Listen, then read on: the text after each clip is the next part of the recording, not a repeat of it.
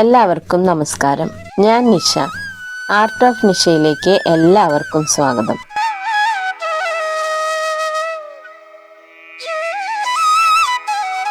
Woman in paradise എന്ന ചിത്രത്തിന്റെ painting ആണ് ഈ വീഡിയോയിൽ കാണിക്കുന്നത്.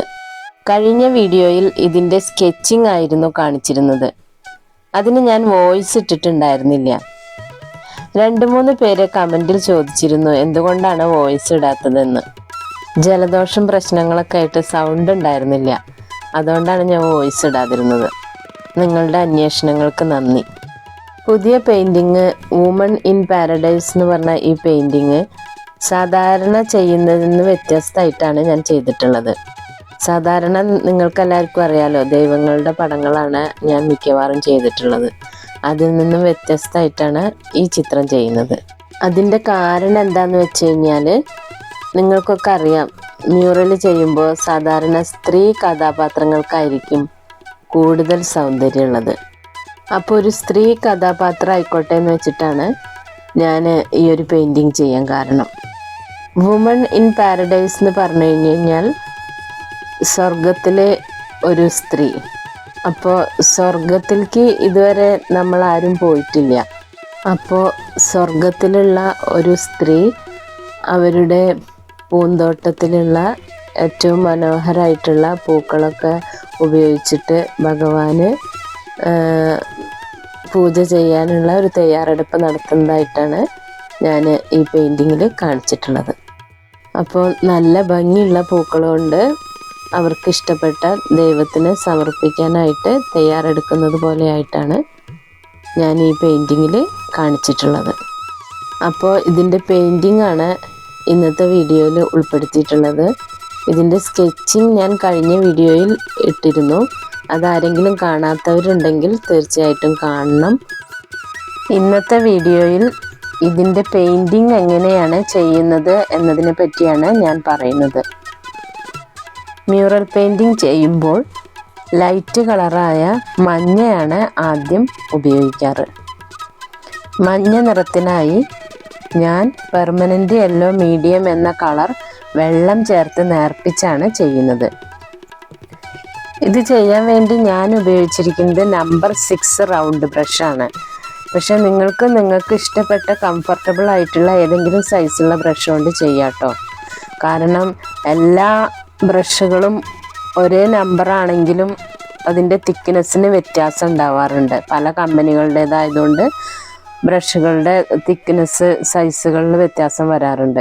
അതുകൊണ്ട് നിങ്ങൾക്ക് ഏതാണ് കംഫർട്ടബിൾ ആയിട്ട് ഉപയോഗിക്കാൻ പറ്റുന്ന ബ്രഷ് എന്ന് വെച്ച് കഴിഞ്ഞാൽ അത് ഉപയോഗിച്ച് ചെയ്തോളൂ. നമ്മൾ വരയ്ക്കാൻ ഉദ്ദേശിക്കുന്ന ചിത്രത്തിൽ മഞ്ഞ നിറം ആവശ്യമുള്ളിടത്തെല്ലാം ആദ്യം മഞ്ഞ കളർ അടിക്കുക.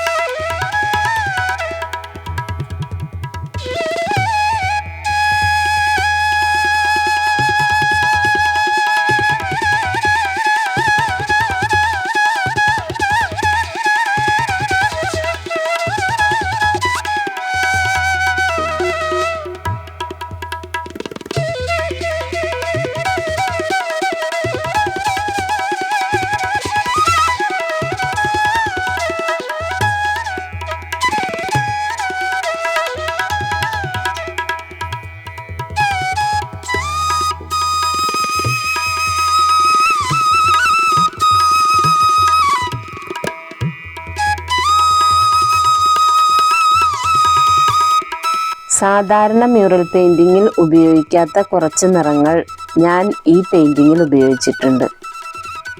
അതിലൊന്നാണ് ഓർണമെൻറ്റ്സിന് ഉപയോഗിച്ച ആൻറ്റിക് ഗോൾഡ് കളർ. ഈ പെയിൻറ്റിങ് സ്വർഗത്തിലെ സ്ത്രീ എന്ന സബ്ജക്റ്റിലായതുകൊണ്ട് അവരണിഞ്ഞിരിക്കുന്ന ആഭരണങ്ങൾക്ക് പതിവിൽ നിന്നും വ്യത്യസ്തമായി ഒറിജിനൽ ഗോൾഡ് കളർ തന്നെയാണ് ഉപയോഗിച്ചിരിക്കുന്നത്. ഇതിനായി ക്യാമലിൻ്റെ ആൻറ്റിക് ഗോൾഡ് എന്ന അക്രിലിക് കളറാണ് ഞാൻ ഉപയോഗിച്ചത്.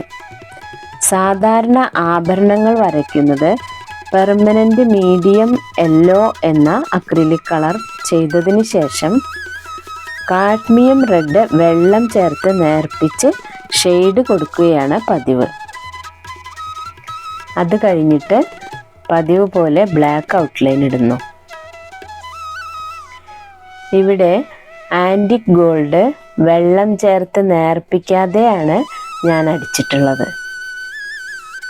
നിങ്ങൾ ഇതുപോലെ ആൻറ്റിക് ഗോൾഡ് കൊണ്ട് കളർ ചെയ്യുകയാണെങ്കിൽ ഇക്കാര്യം ശ്രദ്ധിക്കണം. വ്യത്യസ്തമായി ഉപയോഗിച്ചിരിക്കുന്ന മറ്റൊരു കളറാണ് വയലറ്റ്. ബ്രില്യൻ്റ് പർപ്പിൾ കളർ വെള്ളം ചേർത്ത് നേർപ്പിച്ച് വസ്ത്രത്തിനായി ഉപയോഗിച്ചിട്ടുണ്ട്. ഇതിൻ്റെ ഷെയ്ഡിങ്ങിന് വേണ്ടി മോവ് എന്ന കളറാണ് ഉപയോഗിച്ചിട്ടുള്ളത്. ഈ കളറുകളെല്ലാം ഉപയോഗിക്കുന്ന സമയത്ത് സ്ക്രീനിൽ അതിൻ്റെ ട്യൂബുകൾ കാണിക്കുന്നുണ്ട്. ഏത് കളർ ചെയ്യുമ്പോഴും നിങ്ങൾക്ക് കംഫർട്ടബിൾ ആയിട്ടുള്ള സൈസിലുള്ള ഫ്ലാറ്റോ റൗണ്ടോ ബ്രഷുകൾ ഉപയോഗിക്കാവുന്നതാണ്. എന്നാൽ സ്കെച്ചിങ് കഴിഞ്ഞതിന് ശേഷം റെഡ് ഔട്ട്ലൈൻ ചെയ്യുമ്പോഴും പെയിൻറ്റിങ്ങിന് ശേഷമുള്ള ബ്ലാക്ക് ഔട്ട്ലൈൻ ചെയ്യുമ്പോഴും 000 സൈസിലുള്ള ലോങ് ഹെയർ റൗണ്ട് ബ്രഷ് തന്നെ ഉപയോഗിക്കണം.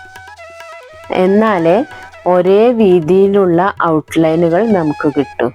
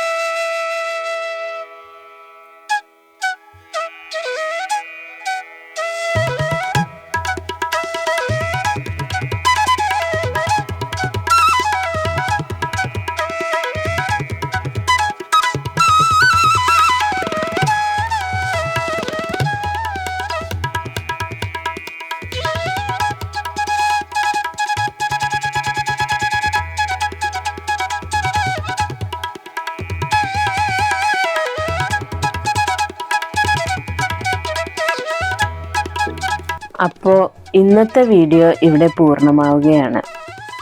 വുമൺ ഇൻ പാരഡൈസ് എന്ന ഈ പെയിൻറ്റിംഗ് നിങ്ങൾക്ക് എല്ലാവർക്കും ഇഷ്ടമായി കാണുമെന്ന് വിശ്വസിക്കുന്നു. സബ്സ്ക്രൈബ് ചെയ്യാത്തവർ എല്ലാവരും സബ്സ്ക്രൈബ് ചെയ്യണം. ചിത്രങ്ങളെയും ചിത്രകലയെയും ഇഷ്ടപ്പെടുന്ന നിങ്ങളുടെ പ്രിയപ്പെട്ടവർക്കായി ഈ വീഡിയോ ഷെയർ ചെയ്യണം. കൂടാതെ നിങ്ങളുടെ വിലയേറിയ അഭിപ്രായങ്ങൾ കമൻറ്റ് ബോക്സിൽ രേഖപ്പെടുത്തുകയും വേണം. അടുത്ത പുതിയ ഒരു വീഡിയോയിൽ കാണുന്നതുവരെ എല്ലാവർക്കും നന്ദി, നമസ്കാരം. Thank you.